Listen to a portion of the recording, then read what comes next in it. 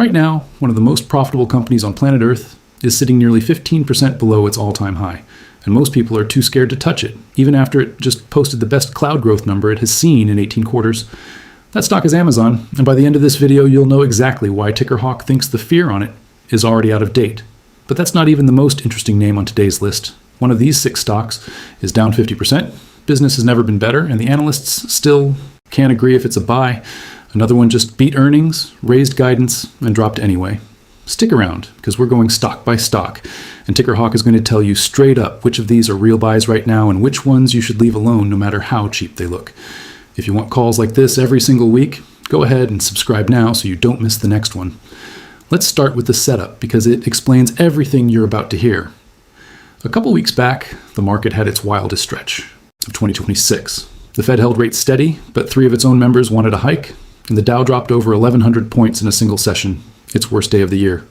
The Nasdaq slid into correction territory for the second time in 2026. Then, days later, the whole mood flipped. Microsoft popped 15% on a blowout earnings report, and Amazon jumped double digits overnight after its own numbers came in. Here's what was actually happening underneath all that noise. The whole market has spent this year terrified of one thing: the sheer size of AI spending from the biggest tech companies. And that week, the market finally started sorting the companies that can prove that spending is working from the ones that are just burning cash and hoping. The ones with proof got rewarded hard. The ones without it got punished hard. And here's the part that most headlines are missing. The S&P 500 itself is only about 2% off its record high, but that number is hiding the real story. The Magnificent Seven, as a group, are actually down on the year, while the other 493 stocks in the index are up around 13%. So the discounts in this market are sitting in the last place most people would look, right at the very top, inside some of the most famous companies alive. That's exactly where we're hunting today. First up, Amazon, ticker AMZN. Going into its most recent earnings report, Amazon was trading about 15% under its May high of roughly $278. Why? Back in February, the company said it planned to spend around $200 billion on capital projects this year, and Wall Street hated hearing that number out loud. For months, the whole story on this stock was one simple question: is all that spending actually going to turn into revenue, or is it just going to sit on the balance sheet? Then earnings hit. Revenue came in at $200.6 billion for the quarter, up 20%. AWS, the cloud division that drives most of Amazon's profit, grew nearly 37%, its fastest pace in a year and a half. Operating income jumped 43%. Advertising grew 26%. And management said their AI and chip businesses have each crossed a $2 billion run rate, both growing at triple-digit rates. The stock jumped more than 13% the next morning, and even after that move, shares were still trading around 27 times forward earnings, below Amazon's own historical average. Independent research from Morningstar raised its fair value estimate to $300 with a wide moat rating. TickerHawk's take here is simple. This is a buy, and honestly, it's one you can keep buying on any pullback, because the market just got proof that the spending is working, not just a promise. Now, here's a name a lot of people assume is in trouble, but TickerHawk sees it completely differently. Alphabet, ticker Google, trading around $362, about 14% under its May peak near $409.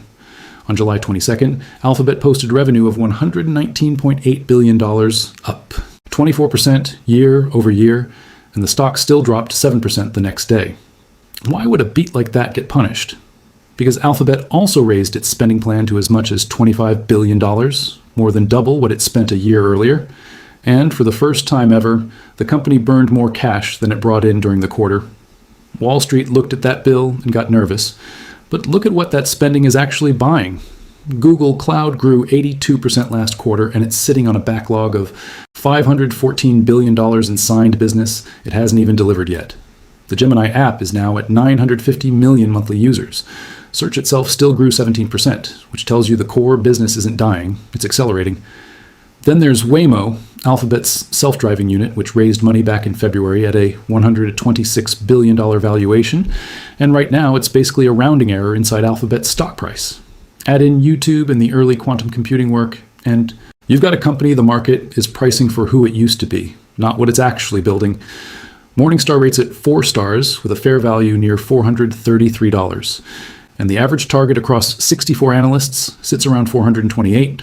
That's a big gap between price and value, and TickerHawk is calling this one a clear buy. Quick gut check for you before we move on, because I want to know if you're seeing this the same way. Drop a comment and tell me which of these 6 you already own, because I'm curious how many of you were already sitting on Amazon or Alphabet before this dip even happened. Now let's step outside of tech completely, because the next 2 names prove this isn't just an AI story. Disney, ticker DIS, is trading around $96, which is 52% below its 2021 all-time high of just over $200. That is a brutal drop for the most recognizable entertainment brand on the planet. And the fear behind it is real. Profit in the entertainment division fell 35% in a recent quarter, and the sports segment fell 23% in that same stretch. The company is also carrying about $41 billion in net debt and has been cutting jobs across multiple divisions. Here's what most people missed, though. In the most recent quarter, total segment profit actually turned around and grew 4%, and the stock barely moved on the news. The market had already decided the story was over and stopped paying attention. But Disney is trading at roughly 13 times forward earnings right now, which is a cheap multiple for a company that owns the most valuable character library ever built, plus a theme park business that still generates massive cash flow. The average analyst target sits near $127, about 32% above where it's trading today, and Morningstar calls it a wide moat business that remains undervalued with a fair value around $125. Ticker Hawk's verdict is that this is a buy, and one of the more patient ones on this list because the turnaround is already showing up in the numbers, even if the stock hasn't caught up yet. Next is a name that has nothing to do with tech spending at all. Hershey, ticker HSY, sits around $176, down 36% from its 2023 high, near $277. The whole story here is cocoa. Prices spiked to record levels and crushed the company's margins, and that is genuinely the entire bear case, nothing more complicated than that. Then, Hershey reported earnings of $1.90 per share against an expectation of $1.42, beat on revenue too, and actually raised its full-year guidance, and the stock still fell about 4% that day. When a company beats, raises guidance, and the stock drops anyway, that tells you the price is being driven by fear, not by the actual business. Management has said cocoa costs should start easing in 2027, which would directly reverse the exact problem that dragged this stock down in the first place. While you wait for that, you're collecting a dividend yield around 3.3%, and the average analyst target sits about 16% above the current price. Ticker Hawk is calling Hershey a buy, particularly for anyone who wants a name that pays you to be patient. So that's 2 tech names and 2 consumer names, all buys in Ticker Hawk's book. But the next 2 are where this video gets a lot more interesting, because these are the ones people are actually fighting about online, and Ticker Hawk isn't going to sit on the fence. Micron, ticker MU, is trading in the mid-800s, down about a third from its June all-time high of $1,255. Here's what's strange about that drop. Micron just posted one of the best quarters in the history of the semiconductor industry. Revenue hit $41.5 billion, up 346% year over year. Earnings came in at $25.11 a share. Gross margin sat at 85%, and guidance for next quarter came in even higher, around $50 billion. Micron's high bandwidth memory, the chips that AI data centers cannot function without, is completely sold out through the end of 2027. So why did the stock fall from around $990 on July 23rd to $739 by that Wednesday? A drop of more than 25% in 4 trading days? One word: China. A Chinese memory maker called CXMT went public that Monday and roughly 5 times its share price on debut, and the market panicked that cheap Chinese chips are about to undercut Micron's pricing. Add in the classic memory cycle worry, where record prices eventually invite oversupply, and you've got a full-blown sell-off. Here's the twist, though. Right around that same time, Amazon raised its own spending plan to about $220 billion, and specifically pointed to higher memory costs as part of that increase. Apple's CEO separately called current memory pricing a 100-year flood. In the same week, when the 2 biggest tech companies on the planet are complaining that memory is too expensive, that's not weakness, that's pricing power. The stock actually bounced as much as 26% off that Wednesday low, and it's still trading around 6 times next year's expected earnings, with an average analyst target near $1,500 across 45 analysts. So why isn't Ticker Hawk calling this a clean buy? Because memory is one of the most cyclical businesses in the market, and a dirt cheap multiple sitting on top of record earnings is exactly what a cycle top can look like right before it rolls over. The China threat is real too, even if their technology is still 2 or 3 generations behind Micron's. Ticker Hawk's honest take is this one is a hold at best for most people watching this, and only a buy if you're specifically comfortable with high volatility and you size the positions small, chasing this one with a full position after a run like that is exactly how people get hurt. And now the one everyone in the comments is going to have an opinion about.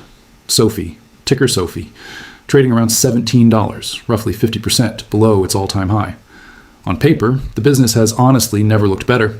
Record revenue of $1.2 billion for the quarter, up 43% year over year. Member count at 15.8 million, up 35%.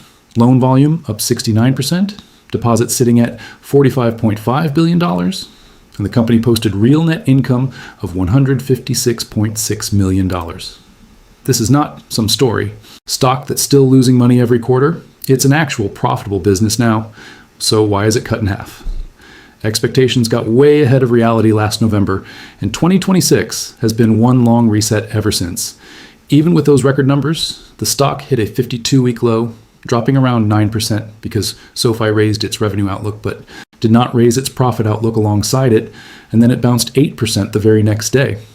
That kind of whipsaw tells you exactly what kind of stock this is, a fast-growing business that the market genuinely cannot agree on how to value.